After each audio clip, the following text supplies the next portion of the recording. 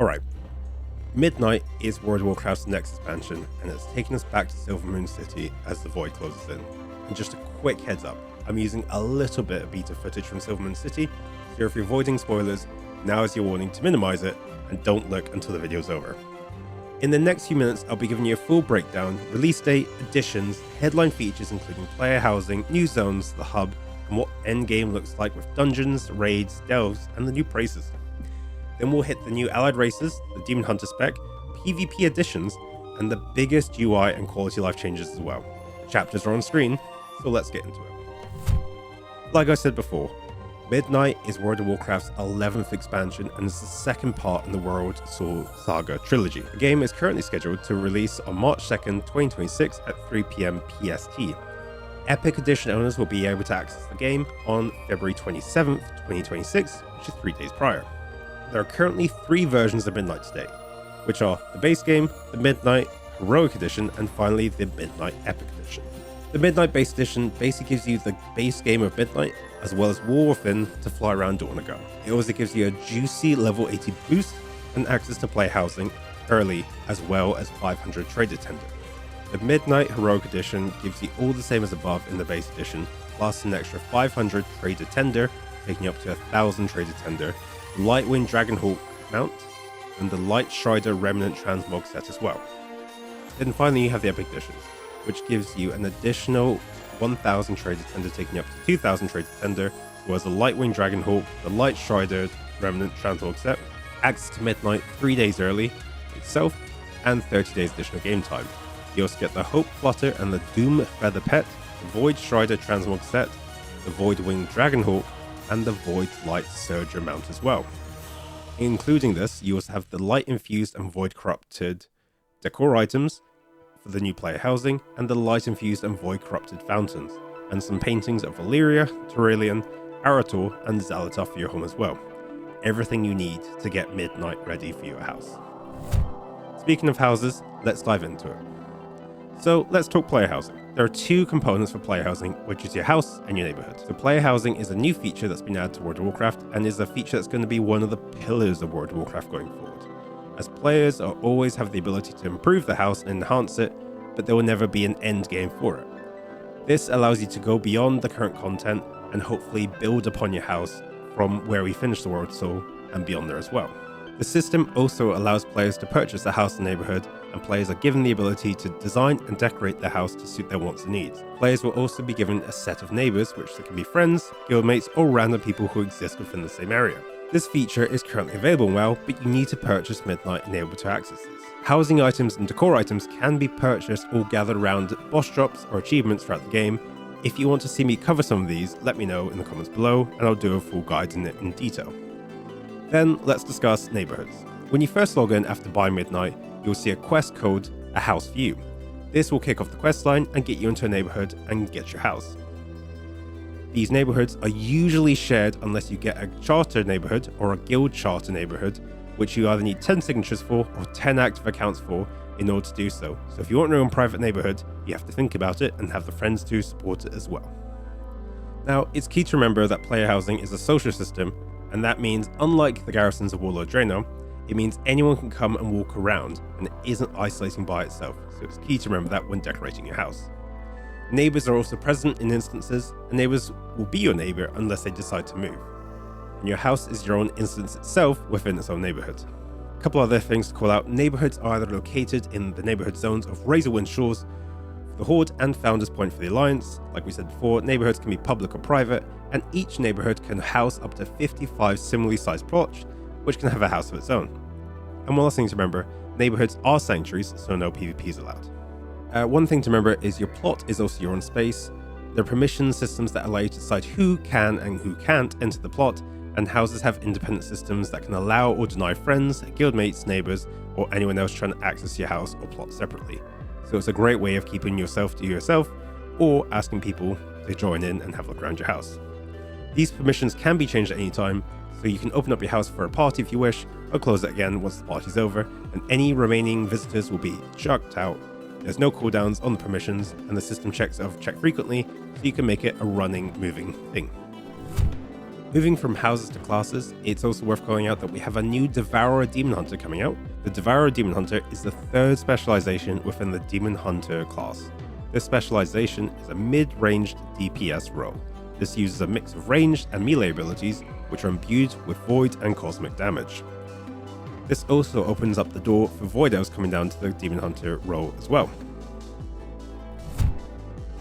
Whilst we're also on the topic of new races playing new roles, we can also discuss the new allied race, the Haranir. This race we briefly met within the War Within in Khajiit, and the Haranir are the ancient hunters in the land of Harandar, which is one of the main new zones. The Haranir are an allied neutral race offering a suite of classes to play as, such as druids, hunters, mage, monk, priest, rogue, shaman, warlock, and warrior. And with these new zones being discussed, let's go through them in Midnight. Within Midnight, there are 4 new zones, which are Harandir, Quel'Thalas, Zul'Aman, and the Voidstorm. For Quel'Thalas, we have a few different zones that exist within the area. We have the Everstone Woods, the Ghostlands, and the Isle of Quel'Thalas. These zones are all joined under the banner of Quel'Thalas. This zone will be the opener for the expansion, and with the defense of the Sunwell against Xal'ata's forces, which we saw from the opening cinematic. During this zone, we'll be fighting, and you'll be fighting the Void and the Lightbroom, and we'll also see the return of the Amani Trolls as well as some cultists that serve the Void as well. During this zone, we'll be trying to juggle a few different groups within that region and trying to make them all happy. We also have 3 zones delves as well, which are the Pantheon Plaza, the Colorgate Calamity, and the Shadow Enclave. We also have 3 zone dungeons which exist within that area as well, the Windrunner Spire, Magus' Terrace, and Murder Row. Then we have Zul'Aman. Once a raid in the Burning Crusade, Zul'Aman is now one of the new zones of Midnight. This ancestral land contains forests, mountains, and teeming with wildlife. Zul'Aman features 4 temples of the Lower, which are the Eagle, Lynx, Dragonhawk, and the Bear, as well as players being able to meet 2 of the new leaders of Zul'Jara and Zul'Jan, the grandchildren of Zul'Jin. In the center of this, there's a fully rebuilt and modernized area, perfect for the setting against the original raid against Zul'Jin. A couple of things to be aware of in this area is there's a zone event of abundance of harvesting materials for the Lower of Abundance. This is a profession-themed treasure room event. Gathering professions are not required to participate, but the abundance caves are in all 4 zones. We also have 3 zone delves, which are the Darkway, Twilight Crypts, and Atal Aman. And we have 2 zone dungeons, which are Den of Nalarak and the Mesisera Caverns. Then there's also Harandar, which is the homeland of the Haramir allied race. This zone is mostly primordial fungal jungles built around the roots of the World Tree and reminiscent of Zangogar Marsh back in the Burning Crusade.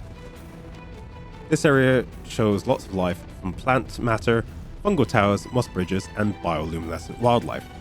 There's also a zone event which is Legends of Haranir, which you step into forgotten paths of Harantir tribe using magical paintings to complete scenarios and learn their lore. There will also be 2 zone delves, which is the Grudge Pit and the Gulf of Memory, and 1 zone dungeon, which is the Binding Veil. And then last, but certainly not least, we have the Voidstorm. Our final destination when leveling through Midnight is the Voidstorm, a distant and chaotic world filled with void energy. Creatures throughout this area fight to consume not only the heroes of Azeroth, but each other, and this features storm fields, low gravity, and 3 massive nexus points, which devour the void and energy of the land. For the zone event, we have the Stormarian Assault, which you have to protect Void Elves as they activate the Singularity Anchor to purge the Citadel of remnant Void anomalies. This waved event includes both fighting and placing defenses. In this area, we also have 3 zone delves, which are Shadowguard Point, Sunkiller Sanctum, and Torment's Rise, as well as 2 zone dungeons, which is the Void Scar Arena and the Nexus Point Zenith, as well as a new zone raid, which is the Void Spire. We then also have our new player hub city, which is Silvermoon City, which has been rebuilt post the Scourge invasion, and has now been opened up and ready to use for both the Alliance and the Horde, but there will be some areas unavailable to the Alliance. Discussing the dungeons in World of Warcraft Midnight as well, Midnight features 8 new dungeons with 4 level up dungeons and 4 max level dungeons. The level up dungeons are Windrunner Spire, Magus' Terrace, Murder Row, Den of Narrowlack, and the max level dungeons are Maris' Caverns, Binding Veil, Voidscar Arena, and Nexus Point Zenith. It's also worth discussing some of the delves that are coming to Midnight as well, with 12 new delves coming out at Midnight, and there'll be a brand new delve companion as well. The delves are the Darkway, the Twilight Crypts, Outer Aman, the Grudge Pit, the Gulf of Memory, Parhelion Plaza, Collegate Calamity, the Shadow Enclave, Den of Echoes, Shadowguard Point, Sunkiller Sanctum, and Torment's Rise. Torment's Rise serves as Nemesis Delve for the first season of Midnight. Then, while we're talking around the delves, let's talk about our new companion, Valeera. Bran retires his hat and will no longer serve us as our delve companion in Midnight expansion. Instead, players will uncover secrets found within these delves with their brand new delve companion, Valeera. For those who don't know, Valeera is an iconic Blood Elf rogue that has once served as a champion in the class halls of the Legion expansion. Her work speaks for itself, and some saying there's no finer assassin in the world of Azeroth. Then let's talk about Prey, which is a new mechanic in Midnight itself. Based in Silvermoon City, Prey is a new opt-in outdoor world mode for players seeking more challenge, led by Magister Alistar Bloodsworn. Players will hunt down powerful targets across new zones, but beware, your prey may also be hunting you. This outdoor activity is entirely optional, allowing players to participate if they want to, and not have to participate if they don't want to at all. There are also 3 different difficulty tiers with Prey, which will be Normal, Hard, and Nightmare. Just a warning though, if you do Nightmare, there may be a few corpse runs in your future. Prey is part of the new World Content row in the Great Void, where players can up to and including heroic track gear and other notable rewards from the system, including cosmetics, mounts, titles, and some sweet housing items. Then let's talk about the sad bits of Midnight. Like previous expansions, Midnight will be squishing stat numbers across the board for both players and creatures and games. The squish will not lower player characters' levels, but rather the value of the items used to express their power. Here's what you can expect in the Midnight stat squash. Player and creature health are reduced, player and creature damage and healing reduced. Item 11 for gears will downgrade approximately by 150 to 250 item level, and stat values will reduce as well on gear items as well. Let's talk about Transmog in Midnight as well. The Transmog system is seeing a much needed overhaul. The Transmog system is now slot based, meaning you can reassign certain Transmog to each armor slot versus a specific armor piece itself. Whenever a new piece of armor is obtained, swapping out to your current Transmog item appearance will no longer cost you gold. Woohoo! Changing the assigned Transmog in each armor slot will still cost gold, but you can create outfits that auto swap based on context. For example, players can create a Transmog selection that automatically switches when relaxing in home versus being in the outdoor world, so you can finally get into those cozy pajamas before you put on your winter jacket again and go hunting. You'll also be fully collecting a class set appearance which unlocks all lower difficulty variants, so if you finally get that heroic version, you don't need to worry about the base version. And then finally, the Transmog UI has finally been updated as well. Then we also have PvP in World of Warcraft Midnight. PvP will receive a new PvP area that will do a double duty. Located in the Voidstorm, Slayer's Rise is both a PvP zone and a new 40x40 battleground. The battleground version is inspired by Ulteric Valley and the Isle of Conquest. Players will conquer enemy bases and then fight on the Dominar Commander itself in order to finish off the conquest. Comp Stomp will become a permanent mode and rotate between the current Arathi Basin, Battlefield Gneis and Silvershard Mines. The intention is that this mode will be a training ground for future PvPers, as well as those for looking to switch spec or class. And then let's talk about the new and returning player experience for people playing Midnight.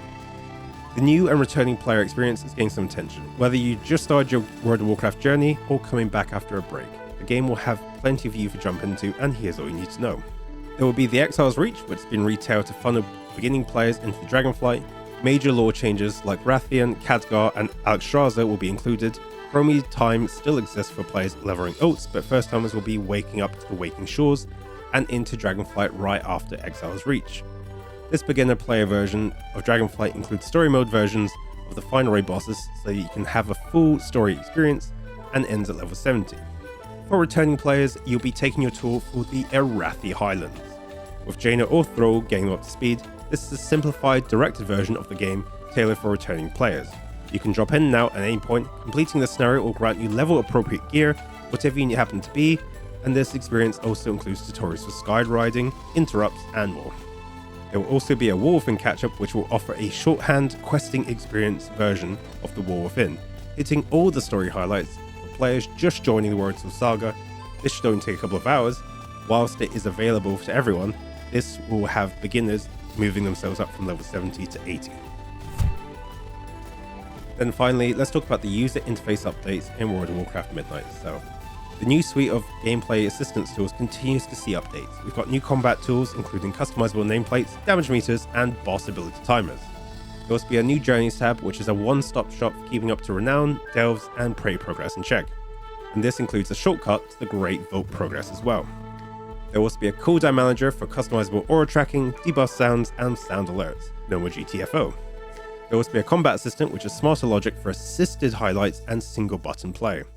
There will also be a personal resource bar, which is now a HUD element with a full edit mode customization, as well as the edit mode expanding its use for user interface elements, as well as accessibility options for including adjustable text size and improved tooltips. Thank you so much for watching, and we'll see you there when the clock strikes midnight.